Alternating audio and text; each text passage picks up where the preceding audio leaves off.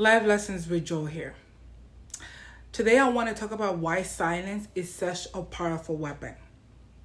I know that sometimes people will do things to you and say things to you and you feel like you always have to clap back, like you always got to respond, right? But there are times when you have to know how to choose your battle wisely, and there are times when silence is the best response. It is the ultimate way to disarm somebody, and I'm going to explain why. Over the past few years, or just in general with my life, starting as a child and on the way to adulthood, I've experienced unhealthy relationship dynamics, backstabbing friends, fake friends, frenemies, um, people that either had me around because they felt like they had a superiority complex, that they thought they were better than me, or they were either trying to use me for something, or they were just like a bunch of freaking takers. And I went through a period in my life that I was highly codependent. Given the way that I was raised, I was put in like a caretaker position, right? And I thought that was the way for me to show somebody like, hey, I love you, so that's why I'm gonna go above and beyond for you, and I'm gonna neglect my needs, and I'm gonna put you as the number one. Because growing up, my parents, particularly my mother, acted like I needed to take care of her needs. I guess her needs were not met as a child, so she grew up thinking like her children were supposed to meet her needs and just do whatever she asked, and disregard who you are and abandon who you are so that you can take care of me emotionally. And I was used as a punching bag, and I was scapegoated, right? So that was my role in the family: the truth speaker and the scapegoat, and sometimes the lost child. So as a result of that, that's the dynamic that I will play out in the outside world with people. Unconsciously, I was not aware that I was doing that. It took me a lot of time, a lot of years to understand the role that I play in these unhealthy relationships, right?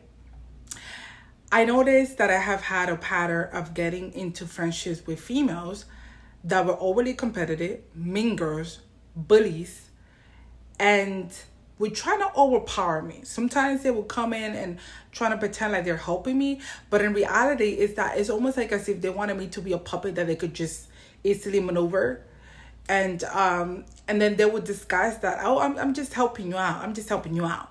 Especially if they were like a few years older than me, or whatever, or if they were deemed to have had more life experiences than I did. Because growing up, I was not exposed to a lot, and I was kind of like infantilized, and I being a late bloomer. So it's not like now later on in life that I'm experiencing more. I've gained more experience.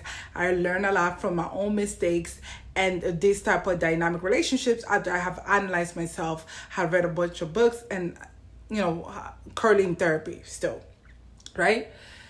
So that's that. And so I will be extremely reactive, because at one point I used to be kind of quiet, then I became overly reactive because I didn't know how to regulate my emotions.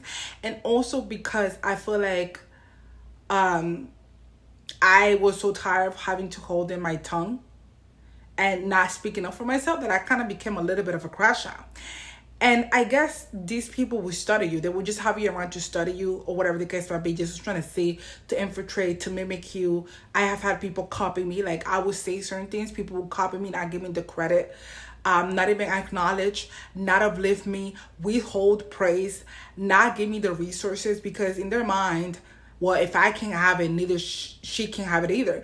Even though I genuinely wanted to build with these people, but they chose not to help me because, again, jealousy and envy and being insecure, yada, yada, yada, low self-esteem, the whole 9 yard. And so I used to be like a crash out. So eventually I'll be like, what? You said what? You did this? So I went from one extreme to the other, from allowing people to say whatever to then responding, like, be quick to react. And then either way, it's like you are a puppet, because if just because somebody says something or did something, if you allow that to destroy your whole day or get you from 0 to 1,000, then they're in control of your emotions. Because if they know your triggers, or they figure out what little buttons to push, then they're going to keep doing that to get a reaction. And once they get a reaction, to them, it's them it's proving to them like, see, I got power over this person because I said this and then they did that, or they said this, or I got them angry or whatever. And some people are so sick in the head that this is a way for them to seek love, attention. This is a way for them to seek feeling important in society because they have nothing else going on for themselves. Nothing. They have no substance. They have no life. They worry more about trying to take you down than to put the time and energy into their own lives and themselves and see like, okay, why is my life this way? Why am I like this? Why do I feel the need to always be nasty and to always be overly critical of people, judgmental, and just the whole 9 yards? Why do I always feel the need to always trying to seek attention and trying to overpower people? Or trying to make myself the boss, but not in a healthy way to lead, more so to feed your ego, because again, these people have nothing going on for themselves. I don't care if they have a nice car, a nice house. Emotionally, inside themselves, who they are without those things, they are nothing and they have nothing to give, nothing of substance and value. And so I used to think like either I'm gonna be quiet or I'm gonna crash out. And then I realized how silence is a powerful weapon, especially when you know somebody's trying to give you that reactive abuse response. If you realize that somebody's pushing your button, giving you backhanded compliments, like you go in and you feel good about yourself, and then the person's like, oh, don't fear yourself too much. Why would a person that is secure within themselves, a person that has high self-esteem, would not be bothered by somebody being confident and loving themselves? They will not be bothered. In fact, they will actually grow and expand with that person because they're both at the same level. But when you have a low self-esteem person and you're up here, they're not going to like that. It's not going to be a good match. And so this person, in order to try to bring you down here, they got to say things. They got to do things. They got to try to self-sabotage you, right? And this is not everyone. Not everyone that have had low self-esteem or insecure is like this. I have had experienced low self-esteem and I have been insecure. But the difference was that I never projected that out to somebody else.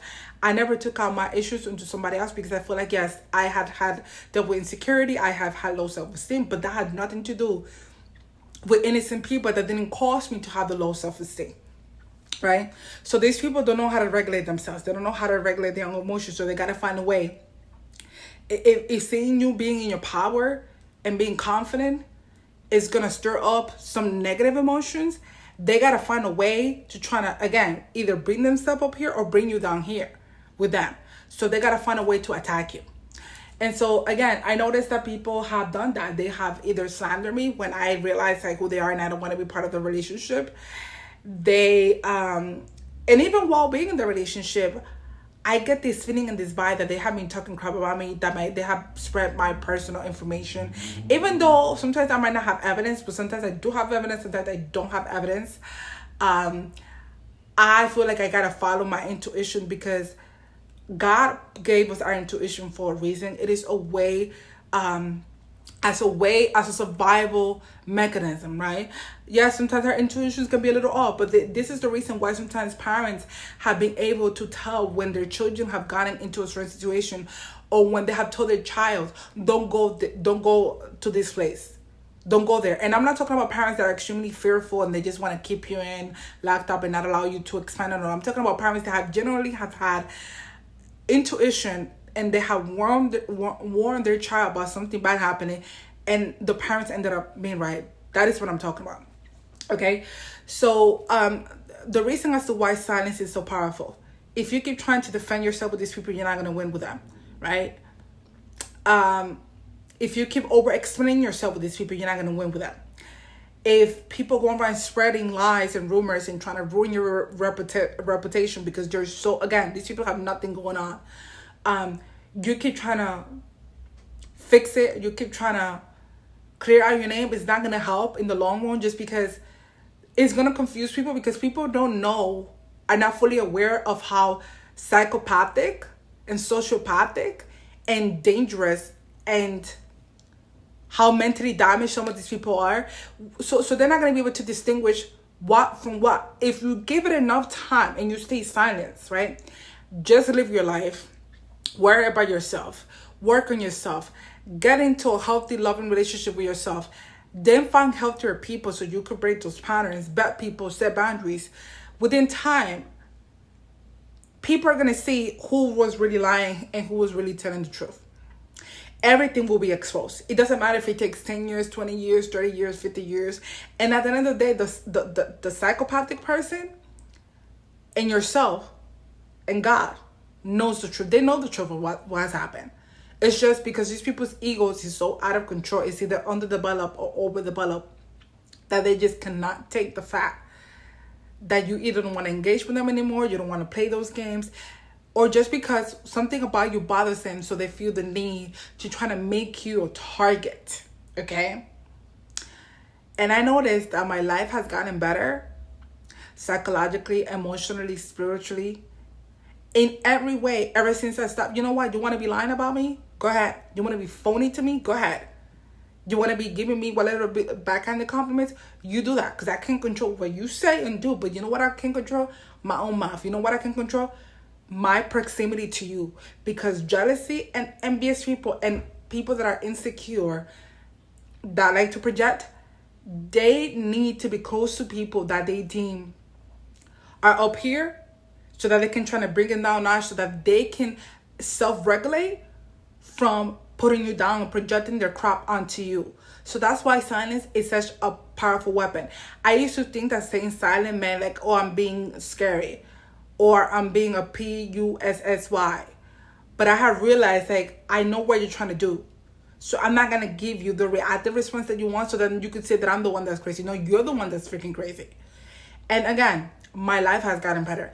Emotionally, I mean, words cannot describe. Like, I have learned to self-regulate myself, to soothe myself, to emotionally regulate myself, so as to not allow somebody to take my emotions out of control and to use that as a form of entertainment, or as a form to try to uplift their self-esteem through a false way of trying to get me to give them energy, because that is energy, and that is them taking power away from you. The more you keep going back and forth with these idiots, like, I don't even, honestly, for the most part, I be laughing. I'm not saying I'm 100% on this, but for the most part, I be laughing and looking at people like, what the hell? I'm not saying that there are not times where you don't gotta fight back. That's not what I'm saying. Learn to choose your battles wisely and understand the game that some people are gonna try to play with you, or that they might possibly be playing with you now. Worry about yourself. Stop focusing on these people, and do better for yourself. And you're gonna watch your life expand. While you would check on these people, well, not necessarily check on them on their shit or anything of that sort. What I mean, I'm just hypothetically saying, then you'll realize that they will remain the same. Energetically speaking, psychologically speaking, spiritually speaking, emotionally speaking, they will stay the same. Nothing about them will mature. Nothing about them will get better as human beings. No self-development, no growth, just the same old bullshit. And then you realize, like, if you really want to expand and grow, do you really think that you want to be around these kind of people? Do you really want to be around that just to say that you have friends, or just to say you have a man or a woman, just to say you have family or people around in general? Think about that.